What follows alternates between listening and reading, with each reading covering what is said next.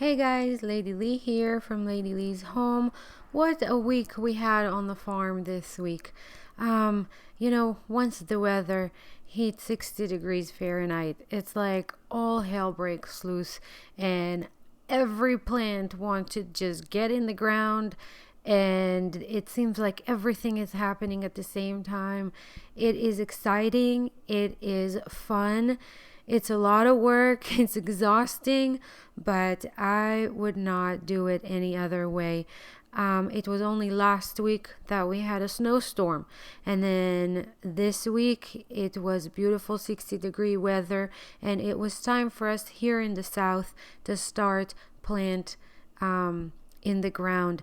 These that I'm showing you here are onions. It was also time to assess the damage because we did have a very, very cold winter this year.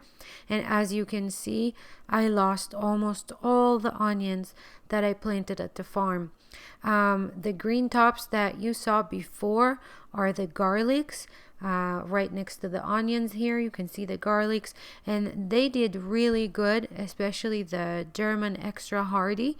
I have German extra hardy and music, and they did very good.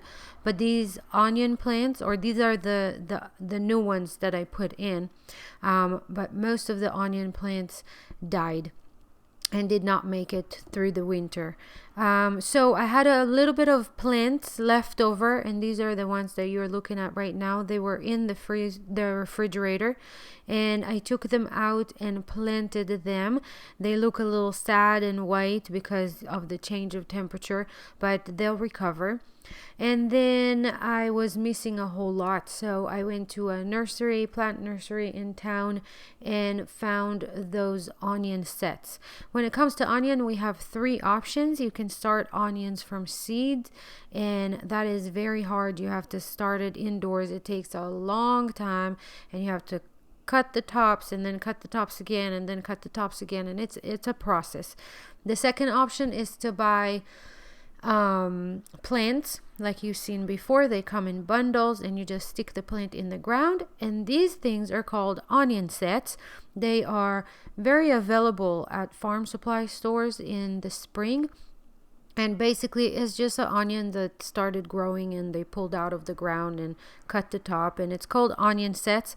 Our plant nursery in town had three varieties: the red ones and the white ones, and these yellow onions. I grow mostly yellow onions. I prefer ordering my onions from an actual seed company because then I know better the variety that I'm getting. And in the past, I'm kind of considering if to redo that. I loved planting my onions in the fall, and you generally can do that in zone 7 and above, and they should last the winters.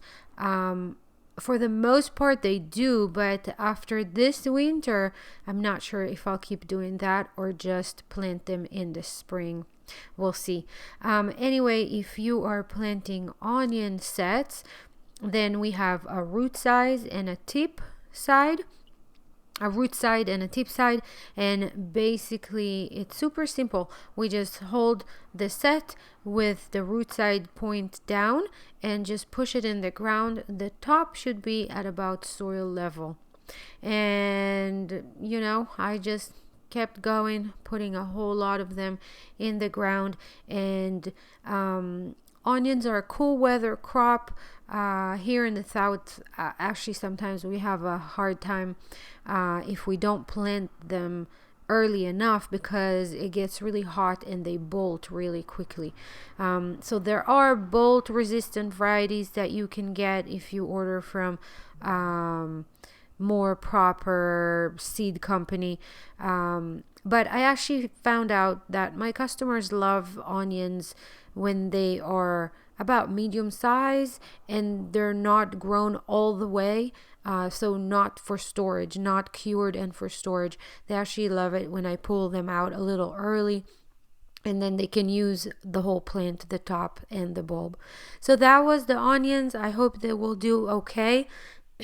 And next we needed to plant these beautiful kale and chard and bok choy that I started inside the greenhouse in January. Before I went to Israel. I went to Israel in the middle of January, came back at the end of January, and I started these from seed at the beginning of January, and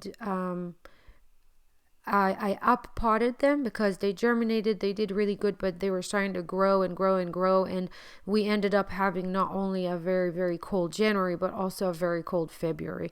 So I just up potted them into 50 seed or 50 cell flat, and they've done really well in that, growing to a really good size. The garden, for the most part, this is the garden behind the house. For the most part, it is covered with this black silage tarp that I've talked to about before, but it is keeping the weeds from growing, and therefore when the time comes to plant, it is very easy to prepare the bed for planting. It's called silage tarp. I'm getting mine from Berry Hill Irrigation.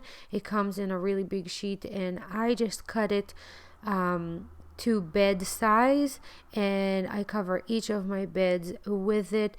It can be a pain in the butt because if it's windy, it will, it's hard to keep it down. But I still prefer that than dealing with all the weeds, because in North Carolina we can still have warm days during the winter, and the weeds are just they're the hardiest plant, so they'll keep growing, and then it's really hard to prepare all these beds for planting. When the tarp is on it, I just pull the tarp off and then kind of rake the bed a little bit. It is a good idea to broad fork the bed, or just stick a garden fork like 8 to 10 inches deep, and then shake it or move it back and forth a little bit just to aerate the soil and loosen it a little bit. Not turn it, but just kind of stick the fork in and move it back and forth, especially if you are planting root crops like carrot, which need like the soil a little bit loosened deeper. These are bok choy. They're not very demanding as far as soil. And every year I add a little bit of compost here, or worm casting, or espoma organic fertilizer. This soil has been worked for many years, and it is dark and beautiful. And so all I did is kind of like raked it a little bit, and then I use a butter knife to kind of get my plants out of the tray. I set them on the bed with bok choy, about 7-8 inches apart, kind of like lettuce. And then I use just a trowel to stick them in the ground. You don't need to do too much. You don't need to press down too much or anything like that. Just kind of lay them in the ground. Transplanting can be a little tricky. It is really a good idea to find a day that is overcast if you can. This day that I did that was just perfect. It was about between 50 to 60 degrees and overcast, and then we had rain later that day, so it was absolutely perfect for the plants. If the sun is too harsh, wait for the evening.